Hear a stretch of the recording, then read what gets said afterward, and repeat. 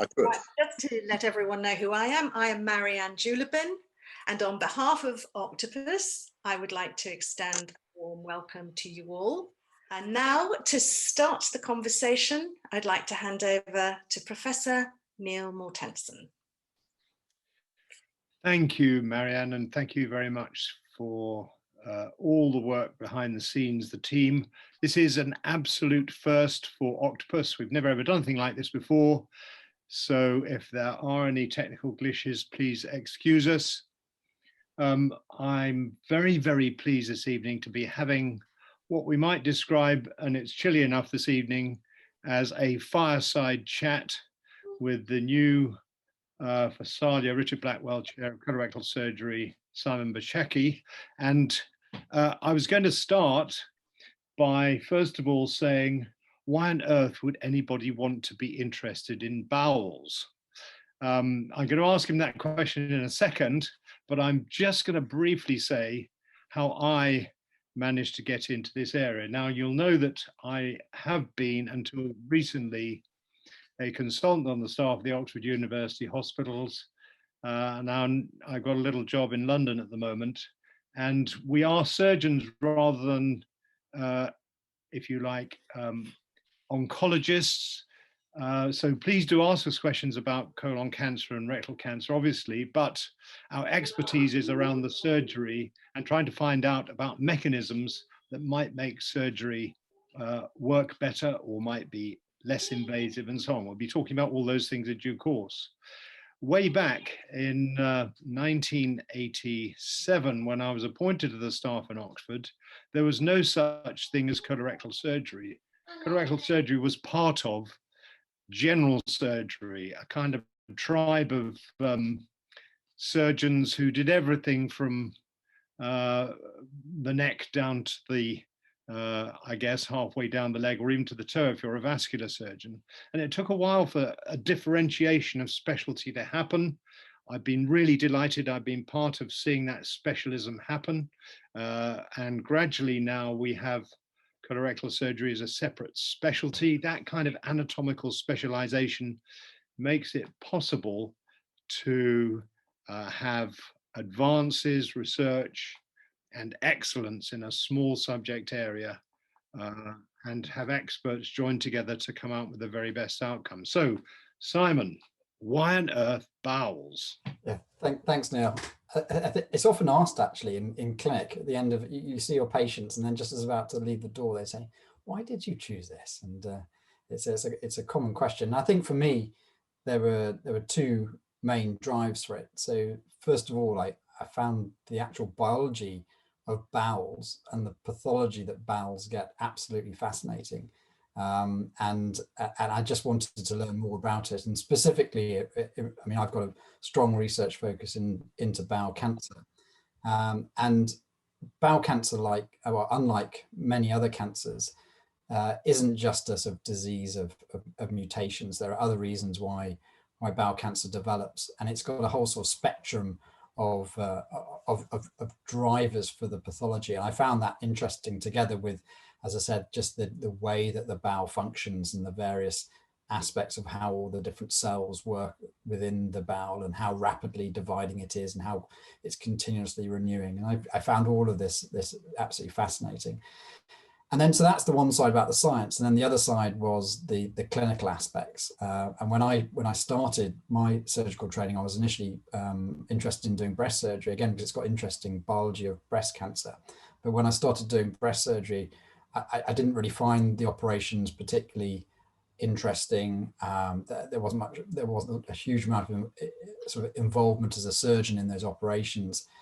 And they were obviously very disfiguring for the patients. And I did a lot of colorectal surgery in my early training and found it great operations. They're just mostly really fun to do. And you can make a real difference for patients' lives.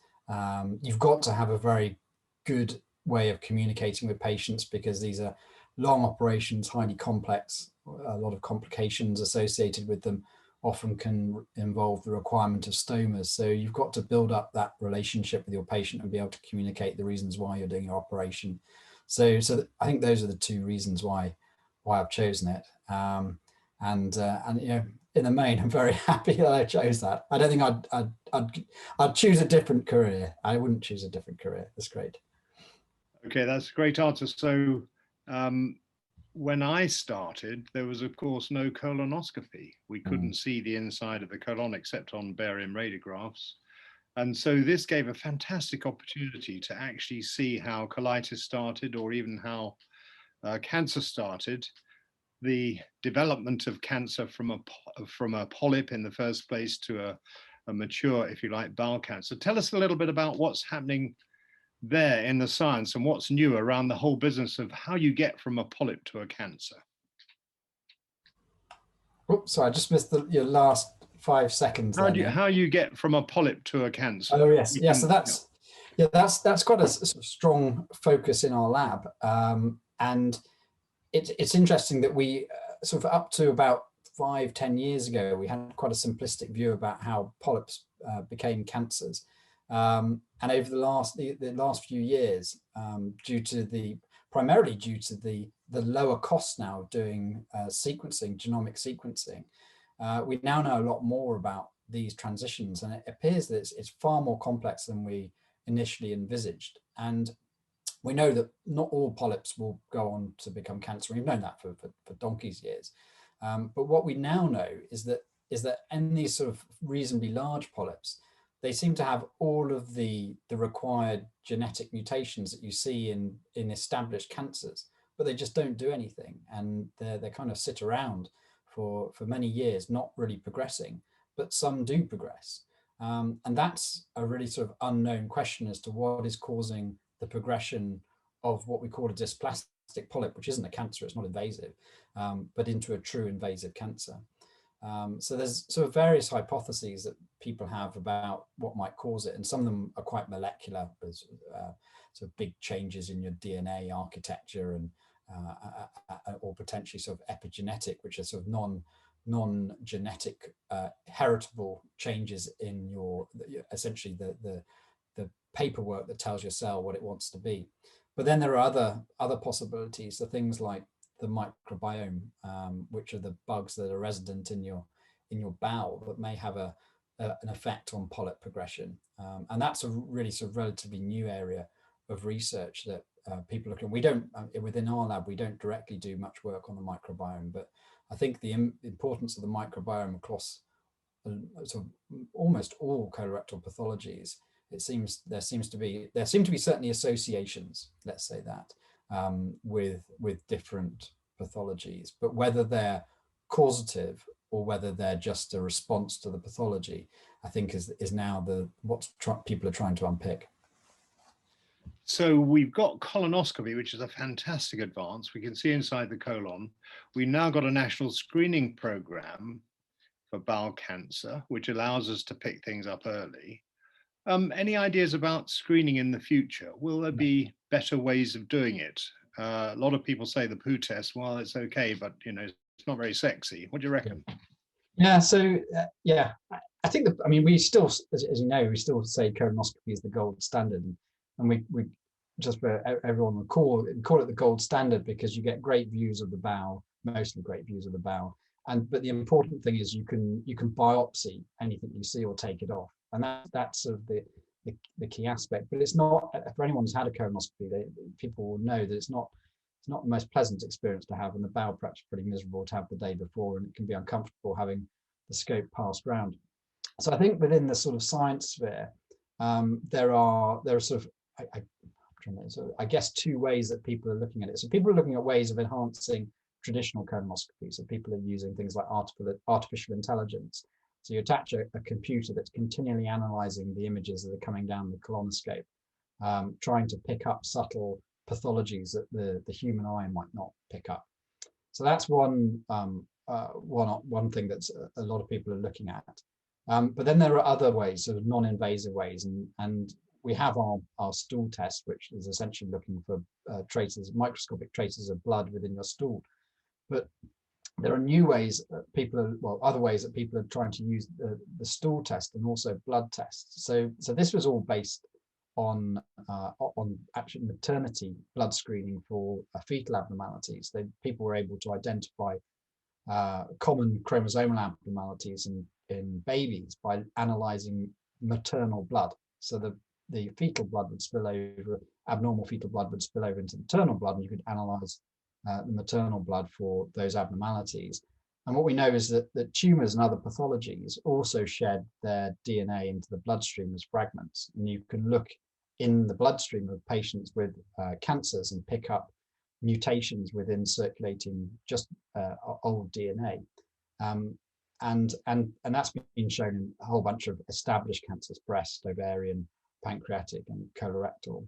But what people are now doing is refining that technology to be able to pick up earlier lesions. And as I said, we know that polyps have all of the necessary mutations to potentially become a cancer. So if you potentially could have a high sensitivity enough test to look for that, you could see it within blood or stool.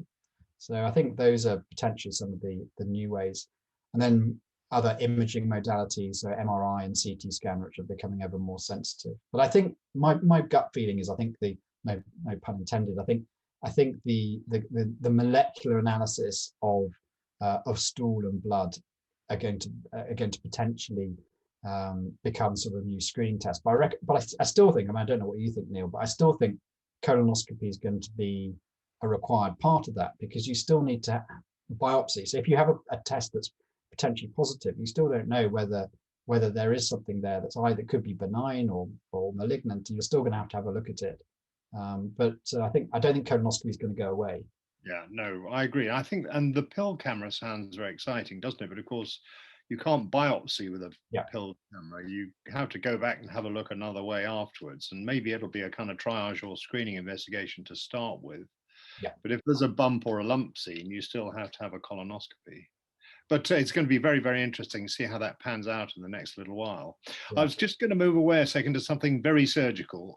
We know that recently the Oxford University Hospitals got access to another couple of robots. What do you reckon about robotics? Is it a gimmick, or do you think it's going to make a difference? Do you think it's going to transform colorectal surgery? What do you reckon?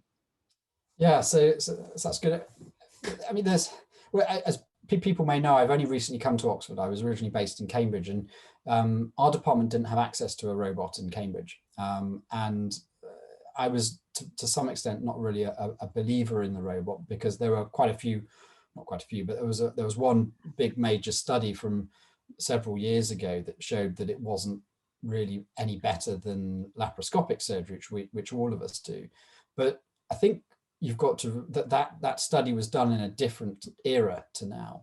And I think the technology of the robots has significantly improved, and the application of that is far more refined into surgeries where the robot will be beneficial. And having seen the robot in action, I do think there are benefits to it.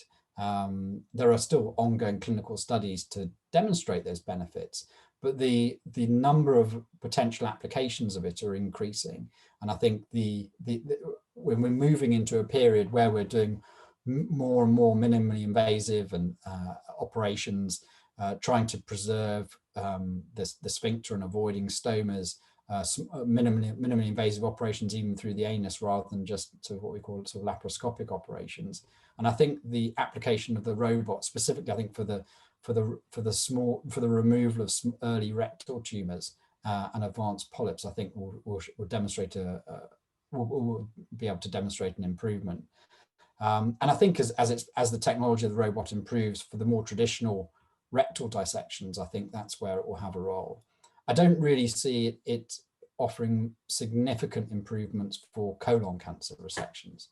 So I think laparoscopic approaches for that are already very good, and with laparoscopy you can move around, you can get all of your views relatively quickly, whereas if you're doing a colonic resection with a robot, there's quite a lot of movement of the machine, whereas I think for rectal cancers where you're looking down into the pelvis, there's not much movement.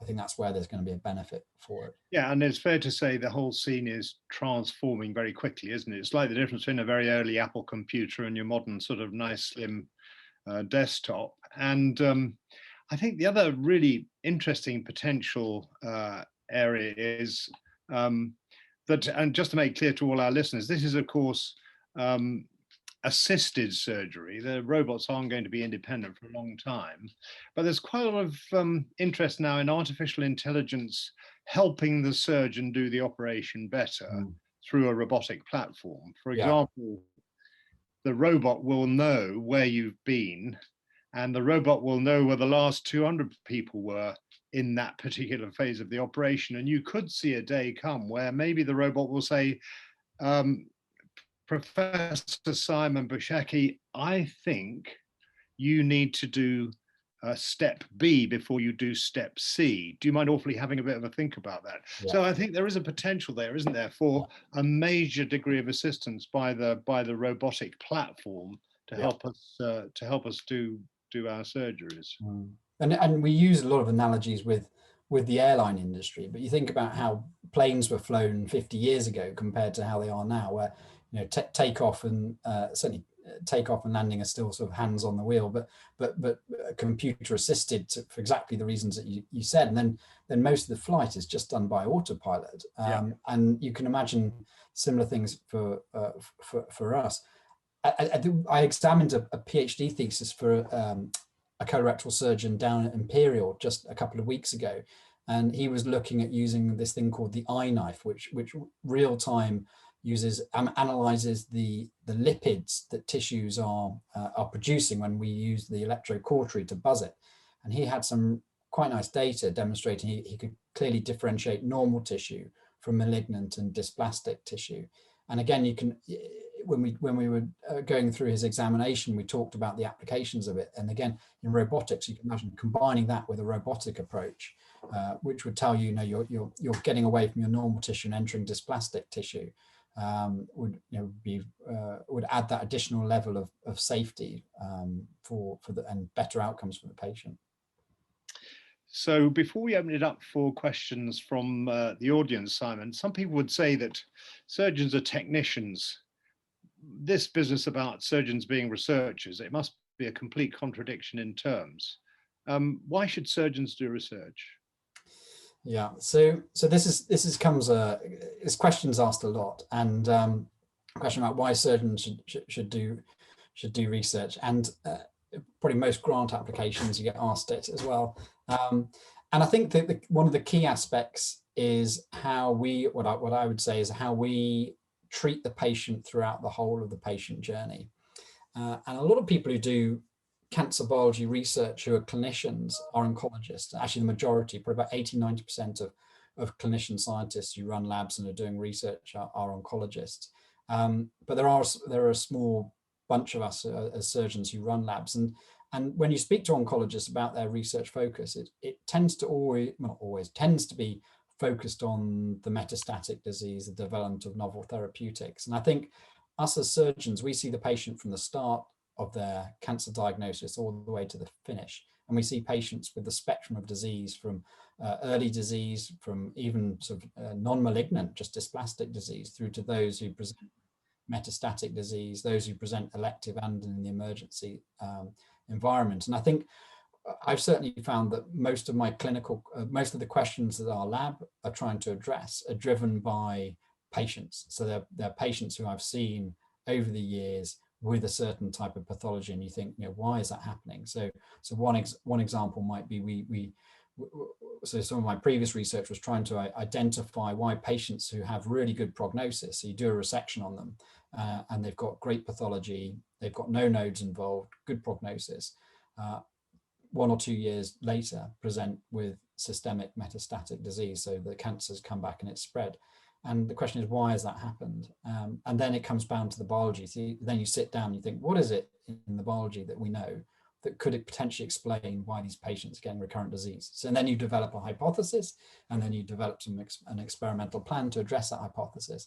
And that's why I think surgeons are good in this environment of coming up with those questions.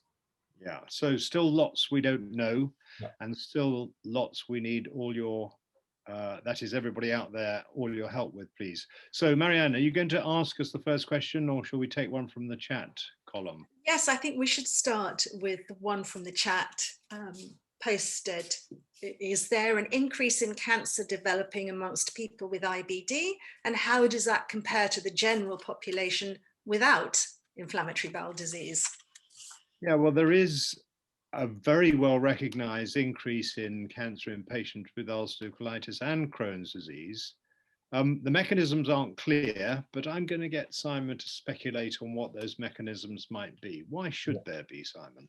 Yeah, so we often think of cancer as a non-healing wound, and what cancer is essentially tissue that's continually dividing, and all the cells are continually having to replicate their DNA. And each time that when the cell does that, it's not error prone, but we have really good machinery in our cells that corrects those errors. But the more time you do it, as a probabilistic element that you're going to eventually introduce errors. So there's this element that with patients with chronic inflammation, and which essentially inflammatory bowel disease is, do have this increased risk of cancer just due to this, what we call stochastic element, so an unlucky element of cells dividing more rapidly and developing mutations. But the interesting thing about colitis cancer, and colitis is the one that has, as Neil was saying, has the strongest risk when you compare colitis and Crohn's, is that the cancers that develop don't appear to have developed in the same way as sporadic bowel cancer. So bowel cancer that one of us might develop just as unlucky with no background inflammatory bowel disease, no family history. They appear to develop via a different pathway. And it's not entirely clear why that's happening, and why these patients with colitis-associated cancer aren't getting the sort of common or garden somatic cancer. So it's certainly an area that we're aware about in the lab, and we're starting to develop the tools that could potentially start to interrogate those colitis-associated cancers for why those mutations appear to be so important for those cancers. Amazing. That's great. Marianne, next question, please.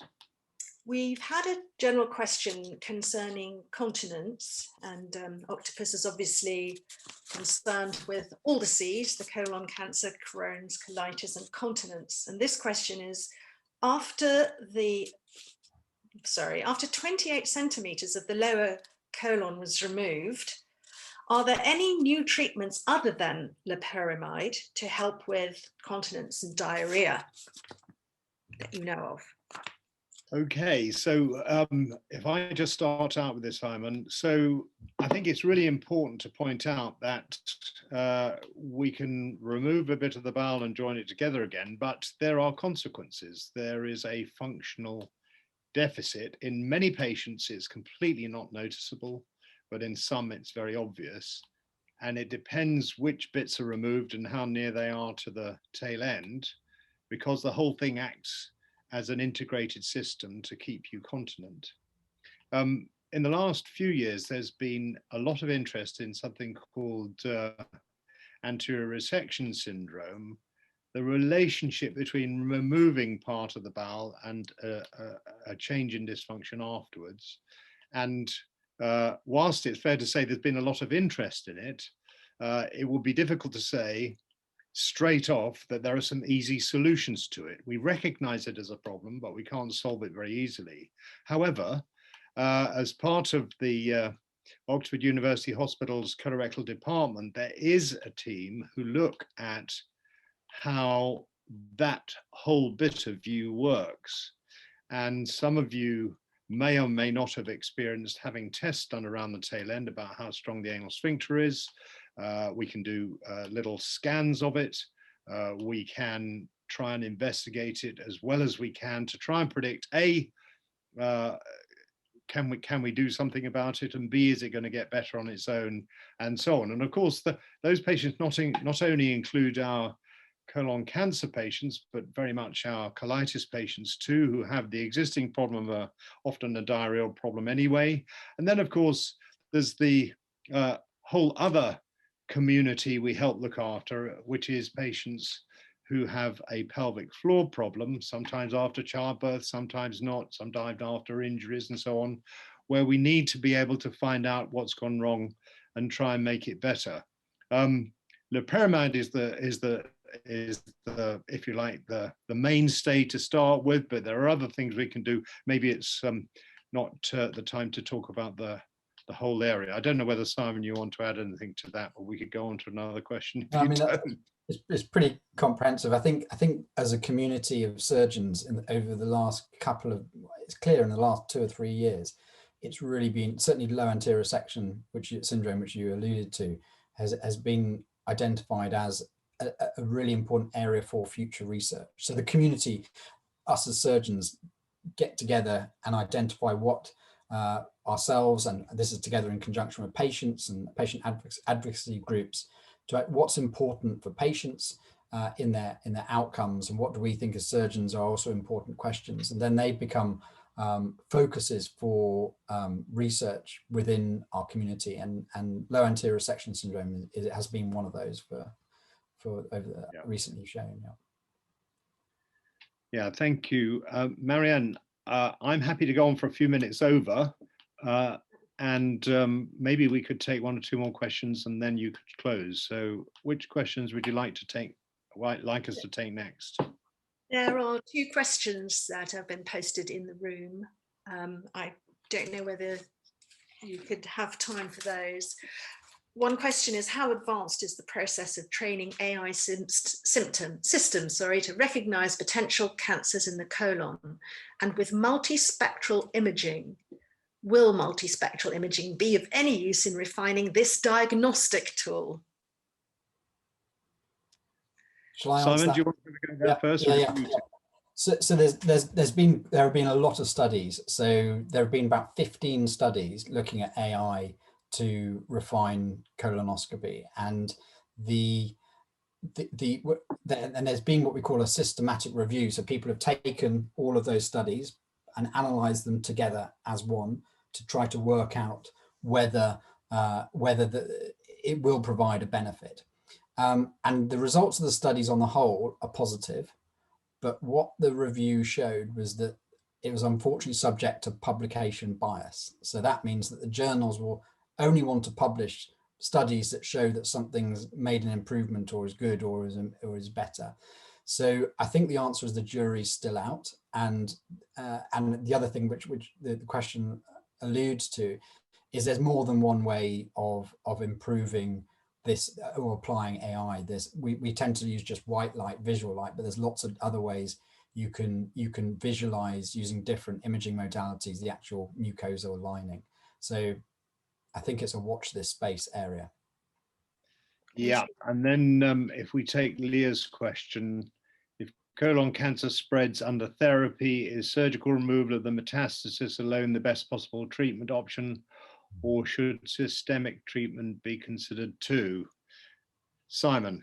Oh, that's a really difficult question. I think so. When somebody presents, if I just turn that question on its head, when somebody presents with an early colorectal cancer, or one that hasn't spread or is relatively easily removed, it's very straightforward to say what the right treatment option is.